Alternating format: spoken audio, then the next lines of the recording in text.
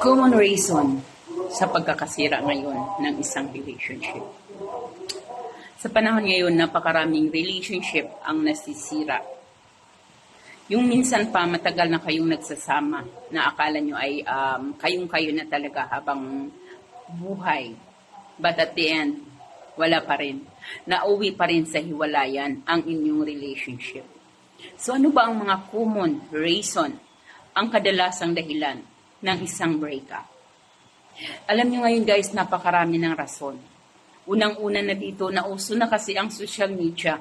Nauso na ang dating site, ang mga date-date. So, napakadali na kasing mag-connect sa isang tao ngayon kahit nasaan ka man ngayon sa bansa.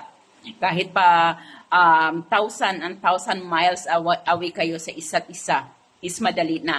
Mayroon ng paraan upang magkaroon kayo ng communication, upang makita ninyo ang isa't isa. Ito po yung tinatawag natin na video calling. So, minsan sa iba sa atin is marami talaga ang nahuhumaling sa social media. And then dito sa social media is hindi mo sinasadya na may nakikita kang isang tao na nagpapatibok ng puso mo. So, nag-try kang makipagkaibigan sa kanya hanggang sa hindi mo maiwasan is nahulog na yung loob doon sa taong iyong kausap everyday. And then napalagay na yung loob mo, naging komportable ka na sa taong ito. So, unang-una po naging reason din, which is ang social media naman or ang internet is malaki po ang tulong upang mag-connect tayo or kuminikta tayo, lalong-lalo na sa ating mga mahal sa buhay na nasa malayo. Pero isa din ito sa mga reason, ng pagkakaroon or pagkakasira ng isang relasyon dahil po sa social media. Mayroon ding mga dating site, na maari mong salihan. So, actually ako is nasali po ako doon. Minsan mayroong iba yung may mga asawa pa na nag-try lang, naghahanap lang ng kaibigan, naghahanap ng comfort, lalong-lalo na kapag ang silang magkarelasyon is nagkakaroon ng kaunting tampuhan. So, pumupunta sila sa mga dating site, pumupunta sila sa nandun sila sa social media, hindi nakakakita sila ng isang tao na nag-comfort sa kanila, hindi nasanay. So, madali nang, and then, hanggang sa nagkahulugan na yung kanilang loob, nagkapalagayan na ng loob. So, maaring isa rin ito sa mga reason. So, isa din sa mga reason, is na out of love. So, maring nawalan ka na ng pagmamahal sa kanila. Bakit nga ba nawawala ang pagmamahal natin? Minsan walang rason Minsan walang reason kung bakit nawawala yung pagmamahal natin sa isang tao. Pero, kadalasan nawawala ang pagmamahal ng isang tao sa atin dahil sa doubt. Kulang sa communication, andoon yung pagdududa, kulang yung tiwala sa isa't isa. So ito rin po yung nagiging reason minsan sa pagkakasira ng isang relasyon.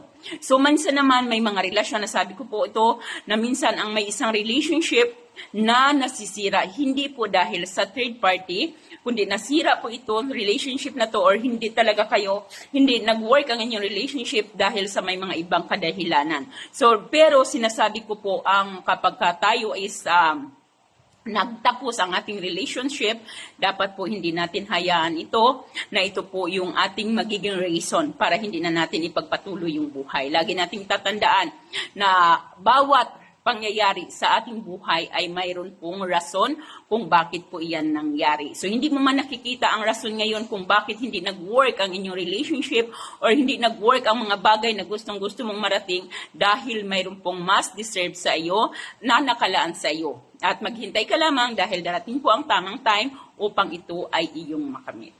So, ngayon, pag-usapan naman natin, ano ba ang naitutulong sa social media sa ating buhay? Ang nakaitutulong kasi ng social media sa ating buhay is to connect people.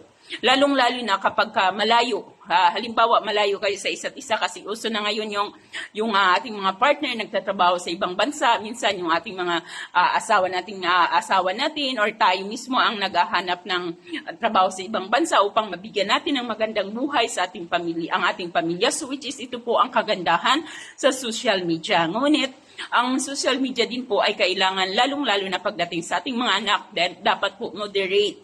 Kasi minsan yung ating mga anak ay hindi na rin po natin namamalayan na halos hindi na natutulog dahil nai-enjoy na sa kagagamit ng internet. So dapat po, lalong-lalo na sa mga kabataan is moderate lang. So ang the best way na natulong talaga sa social media, no, lalong-lalo gamit ang internet, is ito po yung to connect people anywhere in the world.